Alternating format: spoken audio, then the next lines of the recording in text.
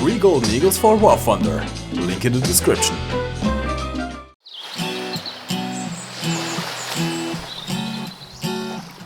Hello you sexy beasts! Welcome back to War Thunder and welcome to Saturday's first impressions video. This is the Focke-Wulf 189A1 Uhu, a rather rare event aircraft that was just recently unlocked with the summer events that are currently going on. This rather weird looking aircraft is classified as a medium bomber and dive bomber. It sits at rank 1 in the German aircraft line and has a battle rating of 1.7. As you can see, it is quite a low battle rating. The aircraft is armed with two 7.92mm machine guns in the wing runes, which can be controlled by a pilot, and another two guns, one gun each in each gunner position.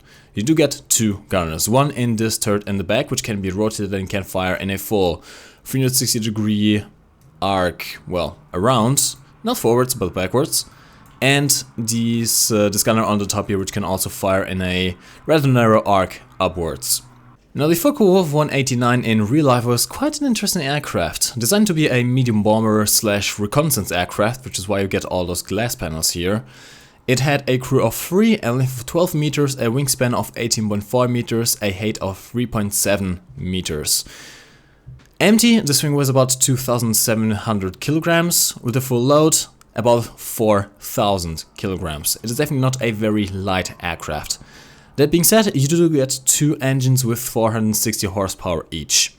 Now the top speed of this thing is not very great. As you can see, this thing has a lot of surface area, which only gives it a top speed of 357 km per hour at level flight. Now, in the dive you can go a bit faster than this, but you will rip your wings around 560, not much more than that, km per hour. Now, even though it does have two quite powerful engines, since it only has two propeller blades on each engine, it is not the best accelerator or even climber for that matter. That being said, being a medium bomber, you do get the bomber spawn. Now, as for armor, you don't really get anything. You have the pilot seat and a small plate here on the front, but both only 8.5mm thick.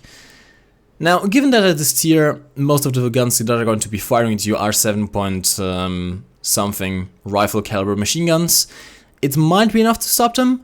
But you do not get any kind of armored glass, your gun is right behind there, your pilot is right here. Do not expect to go into head-ons with this thing, and really you don't need to. Now, since your armament only consists of two 7.92mm machine guns, head-ons are definitely not something you want to do in this thing. That being said, this thing has, well, let's just say, it has an ace up its sleeve that we're going to see in the gameplay right now. Now, one thing I did forget to mention with the Uhu is that this thing can indeed carry 4 50-kilogram bombs. Now, sadly, these bombs are kind of useless, really. Now, since the bomb nerf, 50-kilogram bombs are about as effective as, I don't know, a Magikarp using Splash? Hip pop culture reference right now? Yeah, Pokemon goes crazy, like my city's just invaded with them.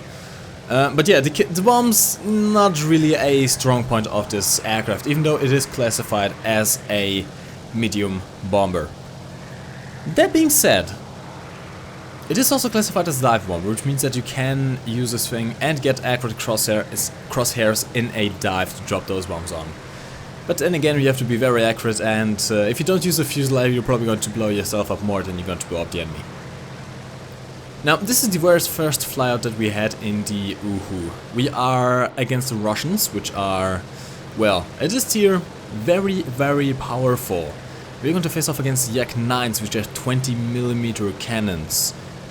Yeah, we only have 7.92mm machine guns. This is going to be very, very interesting. Now, the Uhu gets 1000 rounds for its two guns. It's 500 rounds per gun, which is decent. It could definitely be more. You do definitely have the problem of just wasting too many shots into the enemy without actually being able to take them down. In fact, the only kills that I get in this game are... Actually, no, let's not spoiler it. You guys don't want me to spoil it, do you? Now we are accompanied by a friendly Uhu as well. By the way, big shout out to the guy. He is the one who advised me of the dive suite. Now, being a dive bomber, the Uhu does not get air brakes. Then again, it doesn't really need to. It isn't really fast enough by itself, as I mentioned before. The top speed of this thing is only about 350 in the level flight. As you can see right now, we are flying pretty much level on it, a very shallow climb. We are not braking more than 250 kilometers per hour. This thing is not a climber, this thing is not a speedster. What this thing is instead is a, yeah, turn fighter, you guessed it.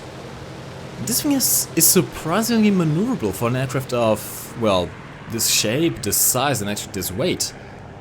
It has an actually unnatural feeling roll rate. Now I'm going to dive, of course, since I didn't know the rip suit of this thing just yet. I pretty much cut my throttle immediately. Now behind us is an SB-2M that is using the clouds as cover. However, at this altitude the contrail is giving him away. Actually, I'm not sure if that's directly the contrail, just at this altitude. It might just be his engine fumes, but that's actually one of the surefire ways to tell where your enemies are in clouds. If you spot their fumes, just follow the line. Now sadly, the SB-2M is faster than us. Yes, a Soviet medium bomber is faster than you. Which is not really surprising given that you are also a medium bomber, but shh. It's just, this thing has too much drag and not enough engine power. It's kind of a weird mixture between, well, the design by itself. It's a twin-boom aircraft, similar design to the P-38 in that regard, with the cockpit in the middle. But the P-38 has much more powerful engines, has more propeller blades, and is also a little bit sleeker. This cockpit by itself is about as air resistant as a bus. That's probably the best way to put it. It's probably about the same size as a bus as well. Now behind us we spot a Yak-1, and as I mentioned before, the Yak-1 gets 20mm cannons. Now, I definitely do not want to get shot at by 20mm cannons in a 1.7 battle rating aircraft. I did not expect this thing to be very damage resistant. That being said, we don't really need to worry too much about it. I was kind of afraid that he was going to go into a head-on with us. Thankfully he did not, and now that we're on his tail. See, the thing about the Uhu is, it turns incredibly well. This thing feels like a zero when turning, which is surprising, as I said before. And this Yak just can't shake us. As long as we are on the tail of this Yak, he just can't shake us. And indeed, we did put 400 rounds of rifle caliber machine gun fire into him. It's a Yak-1, they are resistant and you only fire on rifle calibers. That being said, we did finally get his tail control, and it's definitely the way you should engage and try to take out enemies. Now, the guns by themselves are not very strong. Do not expect to one-bang anything unless you go for a pilot snipe. So it is very important to actually go for those critical modules, go for the tail controls, go for the engine especially. Since this Yak-1 here, he saw us turn fight his buddy, he's trying to turn fight with us at the start as well. He quickly realized that turn fighting is not going to work against Uhu, and he opens up the throttle, and we cannot catch him. We just cannot catch him. The Uhu does not have the acceleration, the Uhu does not have the top speed. This guy can just run away from us all day long, no problem whatsoever. The only kills we are really going to get is against people who are stupid enough to go into a dogfight with you and underestimate you. Now, they have to persist in that dogfight for quite a while, just given your weak armament. Now, the rifle caliber machine guns are best employed against weak spot, as I was mentioning before I got off track. Hitting engines, like the engine of that I-153 Underground. I just hate these things with a passion, sorry about that. Hitting engines, hitting the pilot especially. Pilots are pretty much the best way to take any aircraft down. If you can go for the pilot, your rifle caliber rounds are actually quite well penetrating if you do choose the AP pals, so going for the pilot is definitely a good option. Going for the wings isn't that effective. Most of the time you're not going to saw off any wings with these things. That being said, you can set some fuel tanks on fire, you can damage the tail controls, which is always pretty much a guaranteed kill. But not really much more than that. Now, the gunners on this thing are another story. The gunner that's in that weird turret thing in the back of the cockpit, he takes a little bit of time to get into position. Now, oh god, Oh god. I think that guy was... Yeah, I think that guy was thinking that he was playing Japanese. Anyways, back to the gunner. The gunner, he takes a little bit of time to respond to anything. Since his gun is mounted, well, pointed upwards into the sky by default, and he has to rotate the housing of the turret, of the gun, to point it anywhere. Oh god, by the way, did you see that? Did you see that? 250 km per hour and the combat flaps still ripped off. Do not use your flaps, please. You're just going to rip them off. Hold on, actually, that being said, this thing might have an incredibly low stall speed. If it rips its combat flaps at 250 km per hour, I do not want to know how slow this thing can go with the landing flaps on. I want you to try that. Actually, the Iron Armenian, by the way, big shout out to Iron Armenian. Check out his YouTube channel. Hakes, if you're watching this video, you know what to do. You know what to do. Uhu carry landing right now. Now at this point we are in a bit of a hiccup. Now, we did manage to shoot down that I-153. He could have probably turn fought with us. Then again, we could have probably, well, at least kept up with him for some time. So I'm actually not quite sure if the I-153 is a better turn fighter than the Uhu. I would expect it to be. I mean, it is a biplane. Now at this point we are in trouble. We are out of armament for our forward firing MG. All we have now is the gunner. Problem with that is that the gunners are only 7.62, actually 7.92mm machine guns. And that's an SU-2 and an SB-2M. Nope.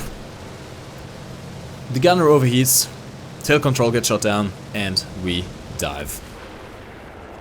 So, how is the Uhu? Is it worth it? I mean, it's free, so yes, it is worth it. Now, it only really gives a miserable premium bonus since it's only a rank 1 aircraft, but it's definitely something for the collectors out there. Don't expect to get any great scores with this. You can get some good kills, you can actually carry some games if flown right, but those guns are going to hold you back. That being said, it's always fun turn fighting with a fighter that just completely underestimates your capabilities. Anyways guys, this has been it for today's video. Actually my next event is going to be the live stream on Monday. As always, check out the live stream, we have some rewards system going on. The next video is going to be on the new M60A1, and until then, well, I'll see you guys when I see you guys. Like this video if you did, subscribe if you're new around here, and as always, my name's been MikeGoesBoom. Thanks for watching! Lift your head up to the sky, take a deeper breath and give it time. You can walk the path among the lines with your shattered frame of mind. Or instead you could always stay. We can wait right here and play until somehow you can find